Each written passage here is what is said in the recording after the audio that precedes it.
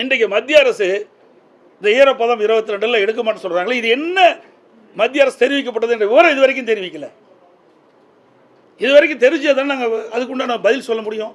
என்ன காரணத்துக்கு நிராகரித்தார்கள் அதை சொல்ல வேணும்ல.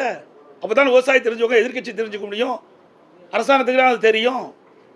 இன்னொன்று, துணை முதலமைச்சர் வேக வேகமாக தஞ்சாவூர் போனார், டெல்டா மாவட்டத்தை சுற்றி பார்க்கணுன்னார். பரவாயில்ல, இன்றைக்கு விவசாயிகளுக்கு ஏதாவது ஒரு நிவாரணம் கிடைக்கும் அப்படின்னு நாங்களும் நினச்சிருந்தோம். அங்கே போய் விவசாயிகள்லாம் பார்க்கல. ரயில் நிலையத்துக்கு போனார். அங்கே விவசாயிகள் உற்பத்தி செய்யப்பட்ட நெல் மூட்டைகள்லாம் ரயிலில் அடுக்கி வச்சுருந்தாங்க. அதை கொடியை தூக்கி வச்சுருந்தாங்க.